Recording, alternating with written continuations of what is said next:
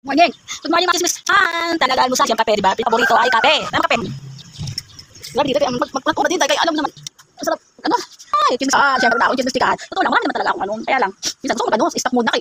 Kaya alam mo naman, nauusan load ko naman dito. Ay, wala akong tagal load. Diyos me, wala man ako makunik dito na may wifi dito. Kaya wala na akong pang load ba? Oo, so siyempre sa araw-araw na ano na, meron pa tayong YouTube, TikTok, Facebook, di po. Halo-halo na lang ang load. Okay, nauusan na ako sa akin ang load, wala akong trabaho, wala akong load, di po. Wala makunik tayong wifi dito. May wifi dito, hindi ko alam kung ano yung mga connect. Diyos ko, di po. Hirap na hirap ako. Diyos me. Pero kailangan lang chismis, di ba? Chismis ay chikahan tayo na, diday. Kasi naalala ko siya dahil natuwa ako bigla. Kasi ito si classmate, hindi ko siya classmate, katrabaho ko siya. Kasi hindi ko nakalain na siya yung magkukwento. Siyempre, hindi naman siya ganun ka-chismis. Kasi nahihiya siya. Siyempre, para kumbaga, hindi pa naman kanong ka-close sa trabaho ko dati. Pero, wala siyang no choice. Kundi, chismosa siya. Chismis siya sarili niya. Ay, di po nga. Pero okay naman, hindi naman yung masama. Kasi, para maging maganda yung relax yung trabaho, chismis na dalandian, di ba? Ganun talaga kahit saan. So, tawa ko sa kwento niya kasi siya, meron siya dati na-inlove. Meron siya na-inlove siya dati. Oo. Yung siya high school, na-inlove siya dati. Parang, sabi natin, alam naman pag high school dati, hindi mga kaano, di ba? Kumbaga, nag-jowa sila, sweet na sweet sila, kaso dumating sa point na mag-graduation. Nag-graduation, kaya lang si Girl Lalu, yun nga, yung kawork ko, si Girl Lalu, pumunta siya sa ibang lugar. Pumunta siya sa ibang lugar para magkaroon siya ng trabaho. Kasi doon sa probinsya, hindi pa siya makapagtrabaho ng ayos kasi hindi pa siya ganun kaganda na magkaroon ng maayos na company na medyo marirelax na sa pagsahod. Parang ganun. So, after na, kahit naman nagsabi naman siya sa jowa-jowaan niyang classmate na aalis siya dito sa lugar nila sa probinsya para makapagtrabaho. No choice din sa babae, sa lalaki, kay classmate niya. No choice din kasi kailangan niyang mag-aral. Yun ang maganda doon kasi parang kinover ng parents na makapag-aral ng college para mas maging nakapag-college, mas maging maayos ang trabaho. Yun. Paalam na sila dalawa. Wala pagkaalam. Sige, paalam. Ganun. At after noon, sa ilang taon, dito na sila nakikita. Parang para sa kanila, kahit nagkagustuhan sila, kahit parang minahal din, kahit dahil mga elementary pa. Pero after noon, wala, kalimutan. Dahil matalayo naman sila, matagal sila nakikita sa mga pagdinauso mga cellphone dati dito. Oo, wala pa mga cellphone. Dati kahit naman sa akin. Mga ngayon naman mga ano sa cellphone. Yung si work ko, nagkaroon siya ng trabaho. Nagkaroon siya ng trabaho maayos. Tapos nagkaroon siya ng asawa. Nagkasawa siya. Yung lalaki na to, nag-asawa niya dati doon sa dati niyang trabaho kasi pareho silang magkatrabaho dati. Tapos yung trabaho niya na yun, parang naging mababa yung company. So usap siya sa asawa niya mag-apply sa ibang company. So pinabayaan siya ng asawa niya. Tapos yung asawa niya parang nag-ano muna ng mga ibang company din. Nagkahiwalay sila ng apply. Pero okay lang sa kanya kasi doon talaga kasi meron naman silang anak. Pero dati hindi siya nagtatrabaho kasi nagkaroon siya ng anak. So yung asawa niya yung nagtatrabaho talaga. Medyo lumalaki na yung anak niya, nagtrabaho na siya ulit kasi para sa kanya boring sa bahay, mag-isa ka lang. Tapos after noon, okay naman kasi yung time na yun na-push siyang magbakasyon sa probinsya. Si classmate. Ito si tropa kong babae. Nagpaalam siya sa asawa niya nag-uwi ng probinsya para magbakasyon kasama niya yung anak. Kasi hindi naman masyadong joy makipag-ganon yung asawa niya. Kaya pinayagan siya ng asawa niya. Pagpunta niya doon sa probinsya, nagkataon din na kanyang pagbakasyon na yun na meron silang reunion. Kaya tuwan siya kasi nagka-reunion yung kanilang classmate group. So sabi niya, nakikita ko kwento sa akin, di ba? Yung parang makaluka. Kinikilig siya sa pagkwento sa akin kasi nung time na yun, pumasok siya sa lugar na pinagplanuhan ng grupo nila na magkita-kita bilang high school group. Parang gano'n ng party ba? Yun, tuwan siya kasi dumating yung isang lalaki, ayun yung ex niya, nakita niya.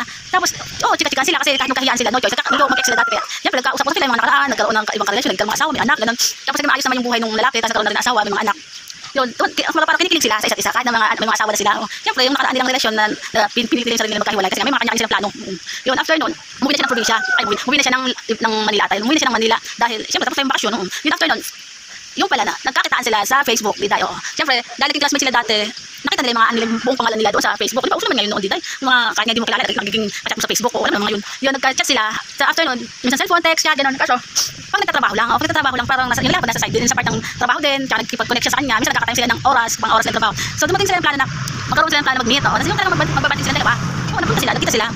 Kasi kumbaga yung point na yun, sa kanila pagkita ulit, parang nabubuo yung puso nila, sa pinapagbabalik kan ba? O pinapagbabalik. Kaso, ang problema nila pareho, may mga kanya, pareho silang mga asawa na hindi naman nila hiwalay. Tsaka yung point na wala naman silang mga problema tungkol sa kanilang asawa, tapos sila hindi naman problema na nagkaroon siya ng asawa ng babae, okay naman. Ang point lang na problema nila ay nakita naman sila simula nung high school na nagbanding-banding ng mga sila magka-classmate. Nakita sila kasi parang bumabalik yung pag-iibigan nila dalawa na-inlove nila isa't isa simula sa pool ng high school sila. Kaso nagkalayuan lang sila kasi may mga plano sila sa buhay. Pero hindi nila inaasahan na magkaroon sila ng ibang mga asawa.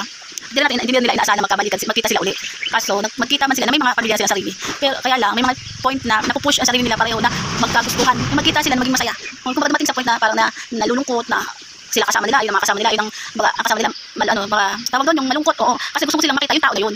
Yung nakita mo dating lalaki o babae, wala nilang nakitang tao, gusto nila uling makita at makasama. Kaya doon sila nahihirapan. Pareho sila nahihirapan kasi kahit napilitin nila sarili nila na magkamali kasi nga may mga pamilya na sila. Kaso, ang mga puso nila, nagkakagustuhan na naman dahil nakita sila uli.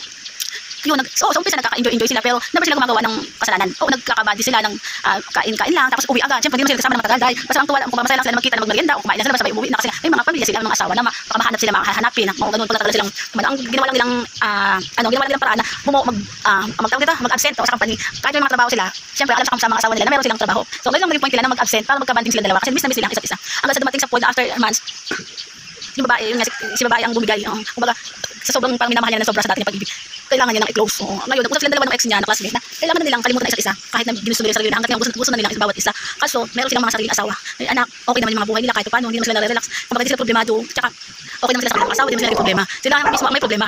Kaya, yung girl, ang bumitaw na talaga sa ex, ayaw niya na, minahal man siya, kung talaga sila ang magkabalikan, mali nila na baka magkita sila dati or noon magkita ulit sila kung sila ay sila parang ganun kung silang binigay ng Diyos sila talaga ang magkatuluyan pero sa ngayon kailangan nila i-continue yung buhay nila kasama kanilang mga asawa para lang maging maayos ayaw nila maging magulo kasi sila mismo mahihirapan kasama mga pamilya nila di ba kaya yun kahit na yung ex niya na classmate kahit gusto pa rin siyang kasama kahit nakakasala sa asawa kailangan niya bumigay, kung mag-cover, mag-goodbye.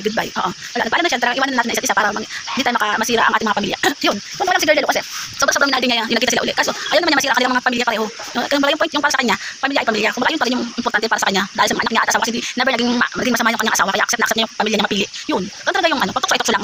Kahit sa, at least sa panahon, at least kahit paano, naka-unfire lang siya. Fire lang siya para wala kabataan, di ba? At least na-try niya kung paano maging masaya.